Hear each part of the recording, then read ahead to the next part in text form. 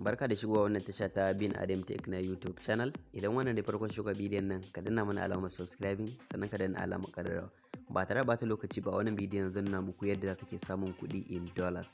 Ma'ana wannan website ne wanda za ka yi amfani da shi ka yi wani ɗan ƙaramin aiki sannan ka samu kuɗi in dollars. Kamar yadda kuka sani, dollar tana da matuƙar daraja a Najeriya. So kuɗin da za ka samu kamar naira 900 ko 1000 shine dollar ɗaya. So a wannan akwai inda zaka je kai aiki guda ɗaya a baka wannan dala ɗaya.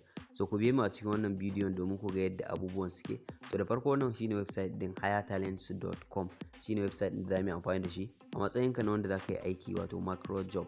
Zaka zo ka danna inda aka sa macro job din nan sai kai clicking a kansa.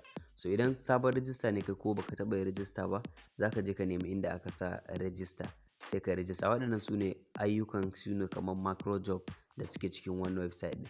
Misali na farko za ka ga daily survey ne, za ka samu $1 a cikin wannan aikin. Sannan sai na biyun other social media, shi kuma $0.15 zai dauke ka almost 20 minutes maybe idan ka dage. Idan ka yi zooming za ka ga anan za ka ga mutane 52 ake so, mutum 25 sun yi wannan aikin, that means 100%. So za ku ga akwai ayyuka da yawa kamar mobile app download da kuma sign up and others. Sai abubuwa dai da yawa, komai da kuka sani ana sa. Maybe YouTube channel zaka je kai wa mutum subscribing na YouTube channel ɗinsa zai baka 0.0 ko $10 ko kuma ya dai danganta. So abubuwan suna da matuƙar yawa. So ba tare da bata lokaci ba, idan kai sabon user ne zaka iya zuwa kai register a nan sai ka danna wannan alamomin. So idan ka danna sai ka je ka nemi inda aka yi register sai kai clicking a kai, zaka je inda zaka yi register kenan. So aka sa full name ɗinka, date of birth, email address, password da kuma misali gender, namiji ne kai ko mace. Sai country, idan ka zaɓi country zai nuno maka Najeriya za ka yi selecting. Zai nuno maka state da suke Najeriya, shi ma za ka yi selecting ka zaɓa. Sai ka zaɓi kuma city ɗinka, shi ma ka zaɓa sannan ka danna agree da kuma I wish to receive a newsletter. So za ka clicking akan I'm not a robot. So bayan yayi verifying za ka yi clicking kawai akan sign up. So as new user kenan, ni already ina da account, so zan je kawai ne login. So da ya kawo ka nan wajen shine inda za ka yi login, za ka sa email ɗinka da password wanda ka yi register kenan. So already na yi register, ni kawai login zan yi.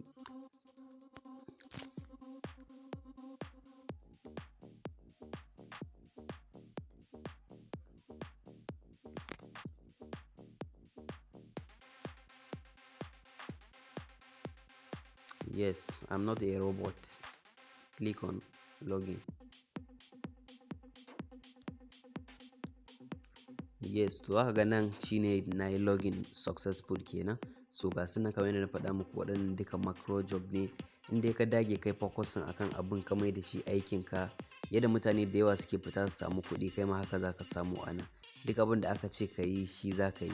For example, misali zan ɗau wanda ya fi ɗan tsada haka ko kuma wanda ya ɗan fi kuɗi haka.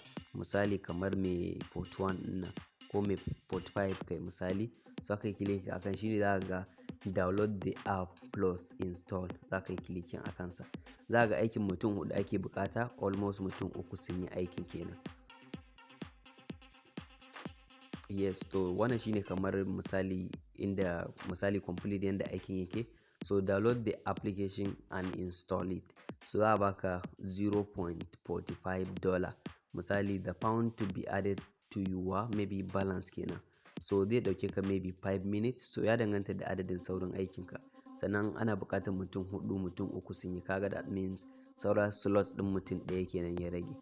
So duka waɗannan available countries ne wanda aikin yake available a cikinsu. So ga most important thing a nan shine the task is open to the following users group. So ga shi nan misali requirement ɗin step ɗin na macro job ɗin. Farko step 1 shine wannan. Step 1 ba. So idan ka ga step 1 ɗin nan shine za ka yi open following link. Shi za ka fara danna. Idan ka danna zai kai ka inda za ka yi downloading maybe app ɗin. Sai step 2, after installing the application, register via email. Za ka bi cikin app ɗin da ka ɗauko, kai registration da email ɗinka da komai kai verifying. Step 3, do not use VPN otherwise I will not pay you. So that means idan ka je kai amfani da VPN saboda issue na location da sauran dai wasu abubuwa, ba zai biya ka ba, shi wanda ya bada aikin kenan. How to prove you have complete. So take screenshot from within the application. So that mean idan ka shiga cikin application din suna buƙatar ka yi wannan screenshot din. Idan ka wannan screenshot din shine zaka samu su shi a matsayin misali proof, to shine za su biya ka aikinka.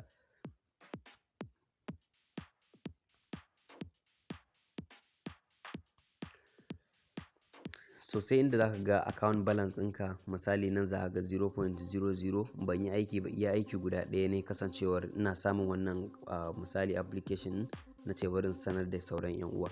Za ka ga misali akwai inda za ka yi depositing idan kana so kai ma ka ba da aikinka, kana so maybe ka ba da YouTube channel aiki, kana so a ɗauko wani application ɗinka da sauran dai abubuwa da yawa, za ka zo ka yi depositing money a nan.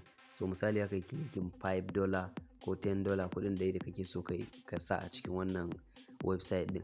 So zaka zaɓi kamar method ko kuma kamar payment gateway, za ka ɗauko ko biya card, wannan Stripe ko kuma pay with Bitcoin. Shi ma za ka selecting sai ka zaɓi wanda kake so ka yi clicking akan next ka sa kuɗin da kake so. So sai abu na biyu kuma shine withdrawal. So withdrawal shi ma gashi withdrawal money. So shi kuma withdrawal yana da dokoki. Withdrawable amount ko withdrawable money shine $0. So that means ban da komai a ciki kenan. Sannan only your winning can be withdraw and why page why. Wannan bayanai ne duka karanta zaka iya ganewa. Say your balance is less than the minimum withdrawal. That means misali withdrawal kala biyu ne. Zaka iya yin withdrawing na $1 sannan zaka iya withdrawing na $6. Idan kana so ka yi withdrawing through cryptocurrency, zaka iya withdrawing $6 kenan. Idan kuma kana so ka yi ta add cash ɗin nan ko add b cash ɗin nan, shi kuma minimum withdrawal shine $1. So zaka yi clicking idan kuɗinka ya kai sai ka selecting ka yi. Mutane da yawa suna yi, ni ma yanzu na fara shi ba wai misali na yi bane a baya.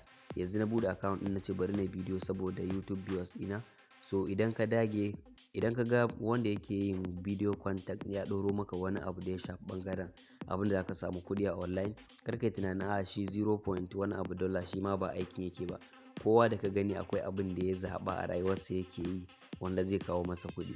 So $0.0 ba zai nuna cewa ai ni ma ban samu ba kuma nake tallata wasu. So idan kai focusing akai zaka iya samun kuɗi da shi, zaka iya samun abubuwa da yawa zai iya rufa maka asiri. So misali zamu koma ka ga yanda ayyukan suke, yanda zaka zaɓi wanda kake tunanin zai maka, shine macro job ɗin nan.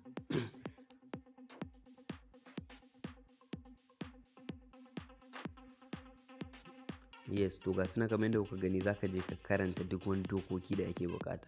Yanzu wannan kamar wannan shi kawai ana buƙatar kai visiting website ne. Shi wannan zai ɗauke ka wajen 3 minutes. Za ka ga inda aka sa visit a website. So zai ɗauke ka almost 3 minutes ka gama aiki. Za ka samu $0.4. Ka tabbata za ka yi aiki kamar guda 10 a rana. Za ka iya tashi da almost 5,000 a rana. Gobe ma haka, jibi haka. Me ka manta a cikin sati biyu ko cikin sati ɗaya ka samu almost 15,000. So ya danganta da yadda ka dage da aikin da sauran dai abubuwa. So thank you for watching this video. Ku danna mana alamar subscribing sannan ku danna alamar ƙararrawa. Da zarar na samu sabon shiri irin waɗannan za a sanar muku.